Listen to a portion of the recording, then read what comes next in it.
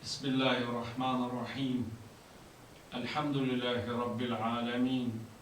Wa salatu wa salamu ala Sayyidina wa Nabiyyina Muhammad wa ala alihi tayyibin at-tahirin wa sahbihi al-muntajabin wa ala al-jami' al-anbiya ilahi wal mursalin. Me emrin e Allahut, të gjithë mëshirshëm, falënderimet më të sinqerta janë për Allahun e madhruar. Paqja e bekimet e Allahut qofshin mbi profetin Muhammed, i familjen e tij të pastër, mbi shokët e tij të zgjedhur dhe mbi të gjithë të dërguarit dhe profetët e Allahut të madhruar. Të dashur vëllezër dhe motra, ju përshëndes me përshëndetjen e bukur islame. Assalamu alaikum wa rahmatullahi wa barakatuh. Paqja, bekimet, mirësitë dhe mëshira e Allahut qofshin mbi ju. Për sot do të flasim me ndihmën e Allahut për temës kush është më afër me profetin Muhammed sallallahu alaihi wa ali në jetën tjetër. Ne besojmë se profeti Muhammed është i dërguar i Allahut, është vula e profetëve. Nuk vjen profet tjetër pas profetit Muhammed sallallahu alaihi wa ali. Ne besojmë se profeti Muhammed është njeriu më i lartë, më i përkryer. Allahu fuqiplot në Kur'an e lavdron, e lartëson të dërguarin e tij profetin Muhammed sallallahu alaihi wa ali, duke thënë: "Wa innaka la'ala khuluqin 'azim." Vërtet ti je me një moral të lartë. Ky ajet i bekuar qartëson pra moralin e lartë të profetit Muhammed. Ajeti na mëson se përderisa ne jemi prej ummetit të profetit Muhammed, prej ndjekësve të tij, atëherë edhe ne duhet të jemi të pajisur me moral të lartë, ashtu siç ishte i dashur i zemrave tona, profeti Muhammed sallallahu alaihi wa ali. Morali qëndron në zemrën e fesë islame. Morali është fryma që e gjallëron besimin. Profeti i dashur, profeti Muhammed, nuk ishte i njohur vetëm për adhurimet, por ai njihet dhe shquhej edhe për butësinë, drejtësinë, faljen, durimin, dashurinë dhe respektin ndaj të gjithë njerëzve. Në ajetin 159 të surës Ali Imran, Allahu i madhruar thot: "Në sajtë të mëshirës së Allahut u solle butësisht me ta, sikur të ishe i ashpër dhe i vrazhd, ata, pra njerëzit, do të largoheshin prej teje." Drejtësia, dashuria, mëshira, falja, të gjitha këto gjendeshin në personalitetin e profetit Muhammed sallallahu alaihi wa ali.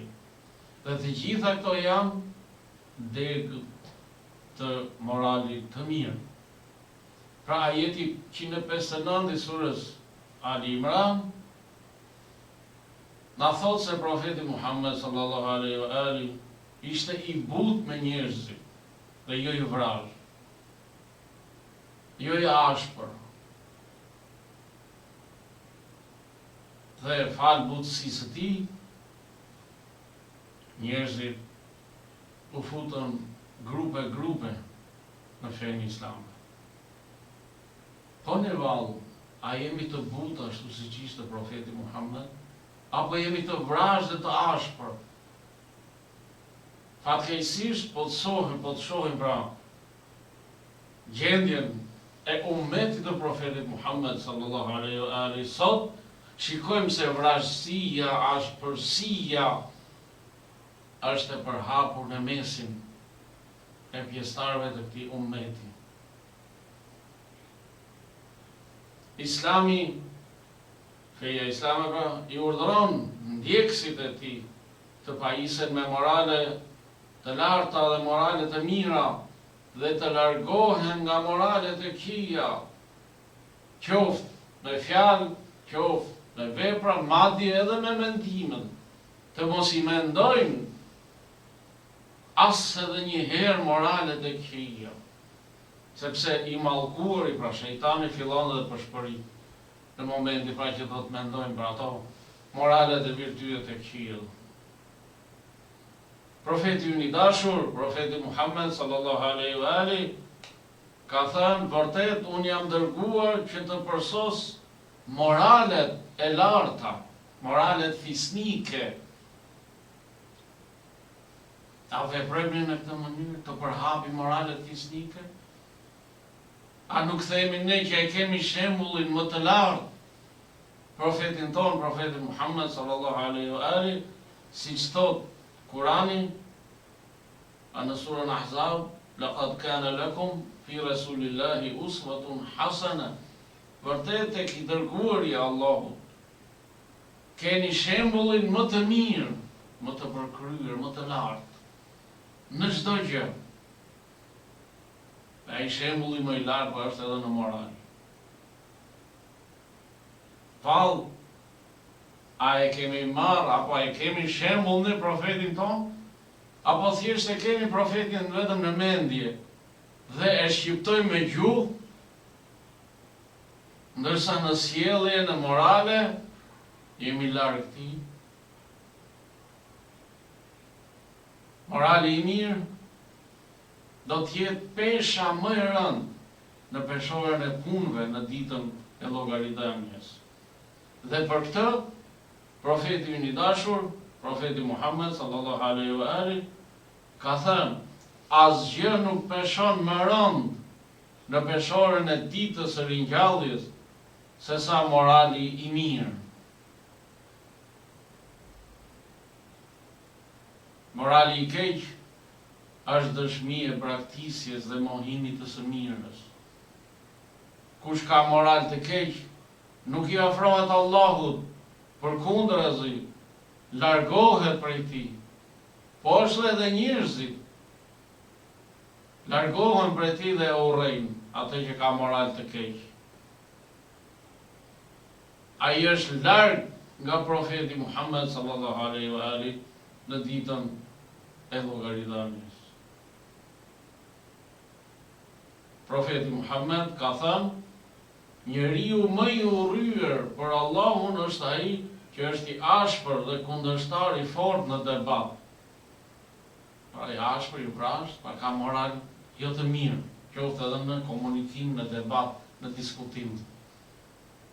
Në një hadith tjetër, profeti Muhammed sallallahu alaihi wa ali ka thënë, morali i keq e prish pra veprën ashtu si uthulla e prish mjaltin.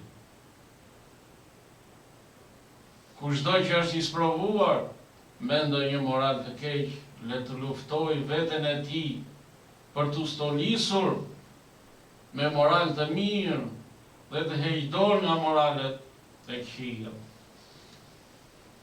Islami pra nxit që të jemi të veshur me moral të mirë dhe të heqim dorë nga moralet e këqija. Të dashur vëllezër dhe motra, të gjithë ne dëshirojmë dhe shpresojmë që të jemi me profetin Muhammed sallallahu alaihi wa ali në jetën tjetër. Por këtu lind një pyetje: si arrihet afërsia me profetin Muhammed sallallahu alaihi wa ali në atë jetë? Këtë na e sqaron vetë profeti ynë i dashur, profeti Muhammed, i cili ka thënë: aqrabukum minni majlisan yawm al-qiyamah ahsanukum khuluqan wa khairukum li ahlihi. Që do thot, më i afërti për jush me mua në ditën e ringjalljes, pra në atë botë, do të jetë ai që ka moralin më të mirë dhe ai që është më i miri me familjen e tij. Ky hadith i profetit tonë të dashur tregon se afërsia me profetin në botën tjetër nuk arrihet me pasuri,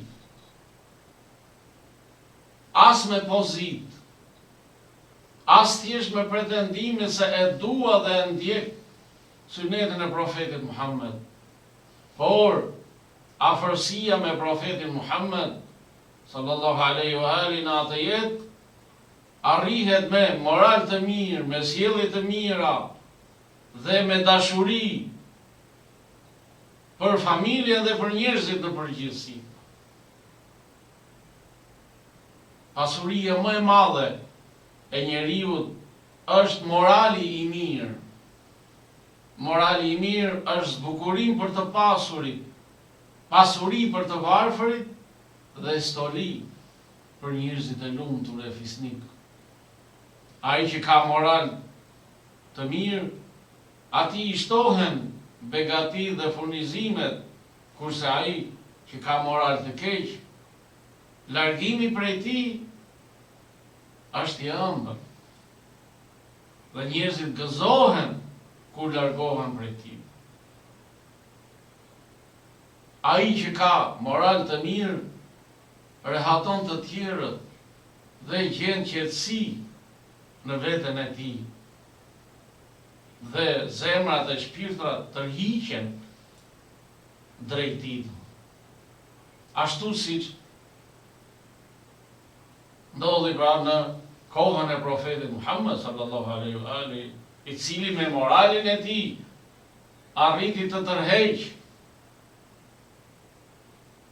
dhe të shkatërroj ignorancën më të madhe që gjinde në rrezullin toksor. Kush ka moral të mirë, fjalët e tij janë të buta, shoqëria me të është e këndshme, dashuria për të bëhet detyrë, miqësia me të është e fortë dhe shoqërimi me atë që ka moral të mirë është i pëlqyer. Shpërblimet më të larta dhe dhuratat më të mëdha për atë që ka moral të mirë në këtë jetë është se ai pra do të jetë më afër profetit Muhammed sallallahu alaihi wa alihi dhe në shoqërinë e tij në jetën tjetër. Pra, ai më afër profetit në atë jetë do të jetë ai që ka moralin e mirë, që ka moralin e bukur. Prandaj profeti Muhammed sallallahu alaihi wa alihi ka thënë: më të dashurit tuaj dhe më të afërit tuaj me mua në ditën e gjykimit janë ata që kanë moralin më të mirë. Mesazhi i kësaj thënie të profetit tonë të dashur për ne është se vlera më e madhe e njeriut para Allahut dhe para profetit Muhammed sallallahu alaihi wa alihi është morali i tij i mirë. Nuk është pasuria, nuk është pushteti. Ai që sillet me butësi, me drejtësi dhe me dashuri ndaj njerëzve, ai fiton dashurinë e profetit Muhammed sallallahu alaihi wa alihi dhe afërsinë me të në botën tjetër. Morali i mirë është rruga më e shkurtër drejt afërsisë me profetin Muhammed sallallahu alaihi wa alihi dhe kënaqësisë Allahut të madhëruar. Morali i mirë është kriteri që përcakton afërsinë tonë me krijuesin, me Allahun fuqiplot dhe me të dashurin e zemrave tona me profetin Muhammed, paqja e bekimet e Allahut qofshin mbi të dhe mbi familjen e tij. Të dashur vëllezër dhe motra, në hadithin pra që po flasim, ndër të tjera profeti na thot, më i miri për jush është ai që është më i miri me familjen e tij. Kjo tregon se kriteri i vërtet i karakterit të njeriu nuk është sjellja në publik, por sjellja në shtëpi. Në shoqëri, njeriu mund të sillet mirë për sy të botës, por në shtëpi pra zbulohet natyra e tij e vërtet. Ka njerëz që sillen jashtëzakonisht mirë në shoqëri, por në shtëpi sillen jashtëzakonisht keq. Duke dhunuar, duke goditur apo duke privuar familjarët e tij. Kurani e përmend jetën bashkëshortore si burim paqe dhe mëshire. Në ajetin 21 të surës Rum, Allahu i madhruar thot, dhe ndër shenjat e tij është që ai pra Allahu krijoi për ju bashkëshorte që të gjeni prehje te këto dhe vendosin ndërmjet jush dashuri dhe mëshirë. Pra ky ajet i bekuar na mëson se marrëdhëniet familjare duhet të ndërtohen mbi dashurinë, butësinë dhe respektin e ndërsjellë. Gjë që na bën pra të jemi më afër profetit Muhammed sallallahu alaihi wa alihi në jetën tjetër. Dhuna nuk tregon burri, kërcënimi nuk tregon trimëri.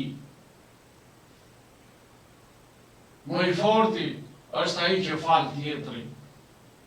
Më i forti është ai që sillet butë me tjetrin, edhe pse i bën keq. Kështu na mëson feja e pastër islame.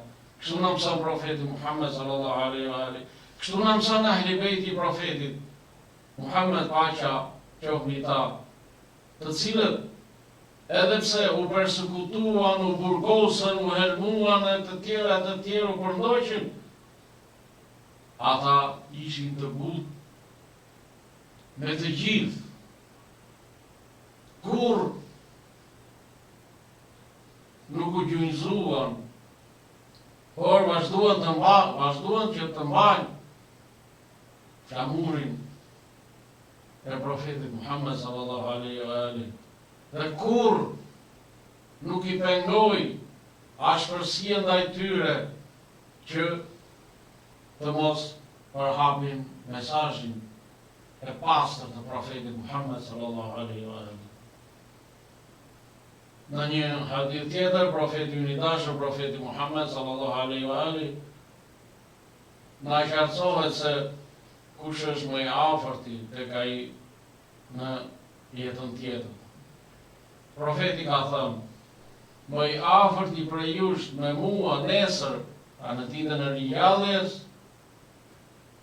është dhe ai do të ketë, ai do të ketë më shumë të drejtë për ndërmjetësimin tim. Pra jo vetëm që do të jetë më afër meje, por do të ketë më shumë të drejtë për ndërmjetësimin tim, thot profeti, është më i sinqerti në gjuhën e tij. Pra nuk i njen, nuk mashtron me gjuhën e tij. Është më i besueshëm në ruajtjen e amanetit. Është ai me moralin më të mirë dhe ai që është më i afërt me njerëzit në dashuri dhe mirësi. Pra ky hadith na sqaron përsëri se cilët do të jenë më të afërt me profetin Muhammed sallallahu alaihi wa sallam. Dhe kush janë ata që do ta fitojnë, do ta meritojnë më shumë ndërmjetësimin e profetit. Dhe për këtë profeti thotë që është ai që është më i sinqerti në gjuhën e tij, pra në të folur, më i besueshëm në ruajtjen e amanetit. Dhe amaneti më i madh që na ka lënë profeti Muhammed sallallahu alaihi wa alihi neve muslimanëve është Kurani i shenjtë dhe ehli bejtit i pastër, familja e tij. Inni tarikum fikum thaqlain, Kitabullahi wa itrati ahlu bejti. Unë kam lënë të kju 2 gjëra me peshë të rëndë, Kurani dhe Ehli Bejtin. Valë, si sillemi ne me këto 2 amanete që na ka lënë profeti? A i respektojmë, a i nderojmë, a i zbatojmë porosit e këtyre 2 amaneta, apo jo? Në këtë haditha që citova, mësojmë se afërsia pra me profetin Muhammed sallallahu alaihi wa ali në botën tjetër fitohet përmes sinqeritetit, besnikërisë, moralit të bukur dhe dashurisë për njerëzit. Afërsia me profetin Muhammed sallallahu alaihi wa ali në botën tjetër nuk fitohet me fjalë apo me pozita, as me pasuri, as me kostume me kollare, as me uniforma mbi kurriz, por afërsia me profetin Muhammed sallallahu alaihi wa ali arrihet me vepra që pasqyrojnë zemrën e pastër dhe karakterin profetik. Duhet që profeti ynë i dashur të jetë i pranishëm gjithmonë në mendjen tonë, në gjuhën tonë, në zemrën tonë, në sjelljen tonë, në veprat tona. Nëse është i tillë, atëherë do të jemi pranë tij inshallah në ditën e llogaritëmit. Të dashur vëllezër dhe motra, në një botë ku komunikimi është bërë i lehtë dhe zemrat janë larguar nga njëra tjetra, morali i mirë është shpëtimi i kësaj kohe. Në kohën kur shumë familje përballen me ftohtësi, grindje dhe mungesë të durimit, hadithi i profetit Muhammed sallallahu alaihi wa ali që përmenda është si dritë udhërrëfyese dhe ngrohtësie. Dhe na fton që të sillemi mirë me bashkëshortët dhe me familjen. Mos e ngrem zërin, mos fyem, mos jemi të ashpër as të vrazh, të ndihmojmë në shtëpi, siç ndihmonte profeti Muhammed. Të krijojmë atmosferë mëshire e respekti, sepse aty fillon ndërtimi i shoqërisë së drejtë, pra tek familja. Moralet e mira fitohen me përpjekje, me durim dhe arrihen me edukim dhe vetë kontroll. Nëse dëshirojmë të jemi pranë profetit Muhammed sallallahu alaihi wa ali në ditën e ringjalljes, duhet të pasqyrojmë moralin e tij në jetën tonë. Le të fillojmë nga shtëpi tona, nga zemra jonë, nga fjala jonë e përditshme, sepse me moralin e mirë pra fitohet afërsia me profetin, fitohet dashuria Allahut dhe shpëtimi në botën tjetër. I dërguari i Allahut, profeti Muhammed sallallahu alaihi wa ali ka thënë: "Unë jam garant për një shtëpi në pjesën më të lartë të xhennetit për atë që ka moral të mirë." Sa mrekullueshme kjo thënie për profetin Muhammed. Pra vetë profeti është garant për një shtëpi në pjesën më të lartë të xhennetit për atë njeri që ka moral të mirë në këtë jetë. Prandaj, le të jemi të veshur me moralin e mirë, me moralin e lartë. E lutim Allahun që të na zbukuroj me moralet e bukura, moralet e larta, të na bëjë të dashur me familjen tona dhe me të gjithë njerëzit, të na afroj me profetin e dashur, profetin Muhammed sallallahu alaihi wa ali në ditën e ringjalljes, dhe Allahu na dhuroft shefatin e tij në atë ditë, dhe qofshim për banorëve të xhennetit inshallah të gjithë. Allahu ju ruaj, ju familjet tuaja, kudo që t'jeni. Assalamu alaikum wa rahmatullahi wa barakatuhu. Paqja, bekimet, mirësi dhe mëshira Allahut qofshin mbi ju.